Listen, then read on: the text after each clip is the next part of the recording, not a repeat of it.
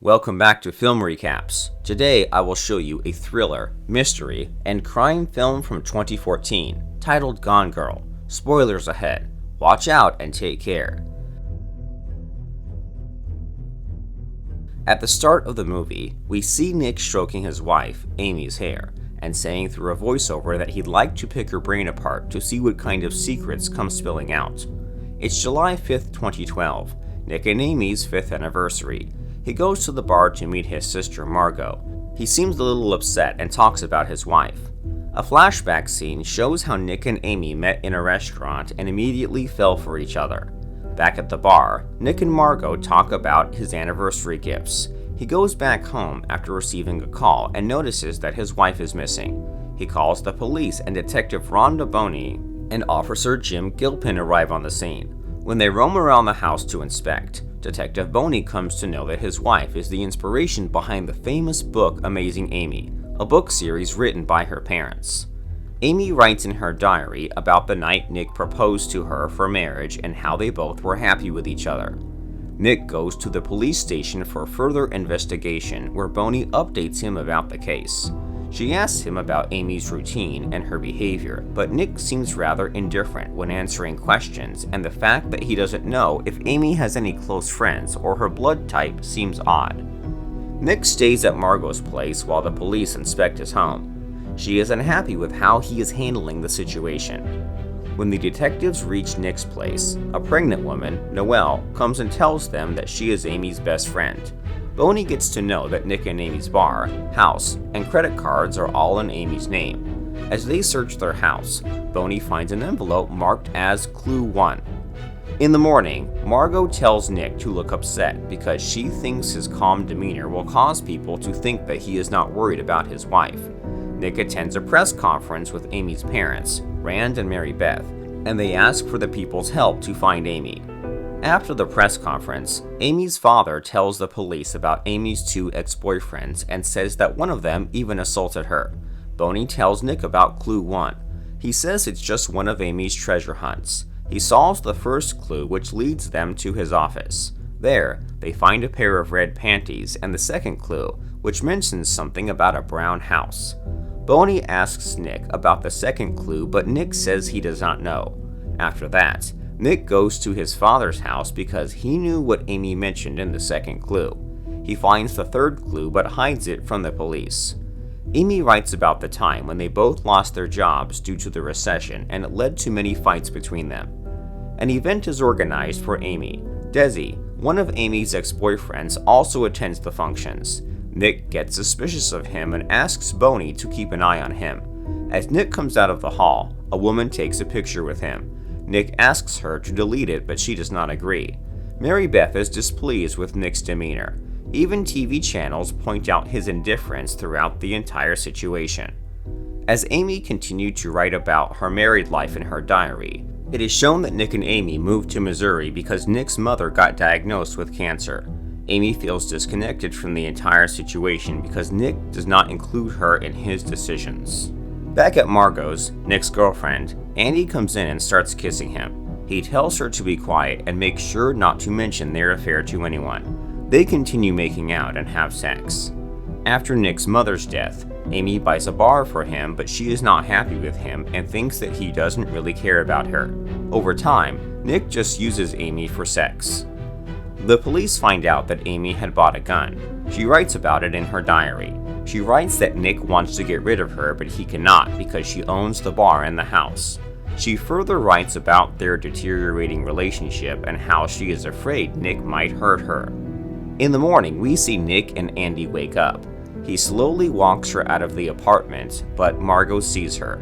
She yells at Nick and thinks that if anyone finds out about them, he will be in a lot of trouble.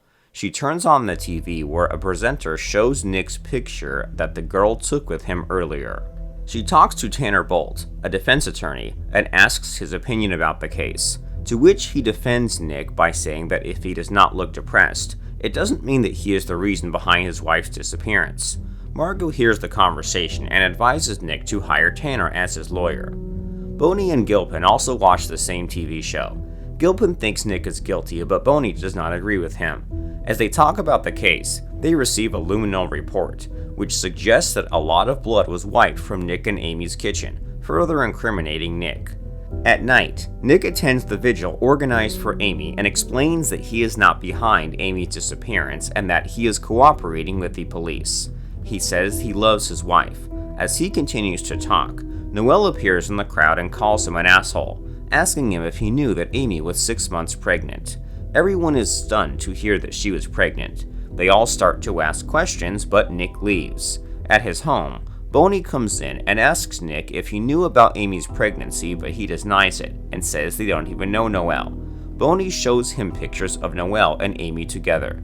As he looks at the pictures, Bonnie again looks around and says that someone wiped up a pool of blood in the kitchen, which suggests that Nick killed his wife. Bonnie shows him all the credit cards reports and questions Nick about the fact that he upped Amy's life insurance policy. Nick gets angry and says that he did not buy anything mentioned on the bill. Bonnie receives a call that confirms Amy's pregnancy. Nick gets angry and refuses to talk further without a lawyer present. When Bonnie again searches Nick's father's place, she finds Amy's partially burnt diary in the fireplace. The diary has all the important details, including Amy's fear of being killed by Nick. In the meantime, Nick solves the third clue and gets to the woodshed at Margot's place, and sees the whole stuff that was mentioned in his credit card bills along with the gift box there. In the next cut, Amy is seen driving a car on the road. Her voiceover narrates that she planned all this to frame her husband because he took everything from her and cheated on her. She talks about how she worked on all the details, from befriending Noelle to making false reports about the pregnancy to prove Nick as the killer. Nick goes to his sister and shows her all the stuff in the woodshed, suggesting that Amy is behind all this. They open the gift box and find puppets in it. They decode the message from Amy and realize she wanted Nick to be killed as punishment for her murder because she knew the state of Missouri has a death penalty. On the other side, when Amy leaves the house, she changes her getup and rents a room at the hotel where she meets Greta. Nick hires Tanner as his lawyer. He tells Nick that all the evidence is against him, so he needs to find someone who can support his stance. Nick tells him about Amy's boyfriends, Tommy and Desi Collins. Upon Tanner's suggestion, Nick meets Tommy, who tells him that Amy filed rape charges against him, although he never did that to her. After Tommy, Nick goes to see Amy's other boyfriend, Desi Collins, but he does not answer any of his questions and slams the door in his face. Nick watches a show on TV that accuses him and his sister Margot of being disturbingly close to each other. Amy watches the same show at her hotel and is delighted. She then calls the police anonymously and tells them about Margot's woodshed. Tanner comes to see Nick. He and Margot tell Tanner about all the clues she left. When Nick talks about Andy, Tanner predicts that she will go public to expose him, but Nick trusts Andy and thinks she will never go against her. Greta and her boyfriend rob Amy of all her money. Upon Tanner's suggestion, Nick appears on a TV show with the famous host, Sharon Schieber, to tell his side of the story. After being robbed and losing all her money, Amy has no place to go, so she calls her ex-boyfriend, Desi Collins, and asks for help. He agrees to arrange a safe place for her. Just before Nick's interview, Andy appears at a press conference with Amy's parents and talks about her and Nick's relationship. Tanner suggests postponing the interview, but Nick doesn't agree and does it anyway. Desi takes Amy to his lake house and tells her about all the facilities, but she does not pay much attention and keeps on listening to the news. When he leaves, Amy takes a tour of the house and sees the location of all the security cameras. At night, when Nick's interview airs, he says he did not kill Amy, but it was his fault that things got worse between them. He apologizes to Amy for his mistakes and admits his love for her and requests her to come back. This interview changed everyone's opinion of him. Margot praises him for the interview. As they both talk about it, Bonnie comes in with a search warrant for the woodshed. After searching and finding all the stuff, the police arrest Margot. Amy listens to the interview and starts to think about Nick. Desi yells at her but says she needs more time to move on. The police find more incriminating evidence that suggests Nick is guilty, so they arrest him as well. On the other side, Amy and Desi have a good time together. One day, as soon as Desi leaves the place, Amy ties her leg with a string and cries in front of the camera, pretending that he is holding her there against her will. Tanner gets Margot and Nick out of the jail.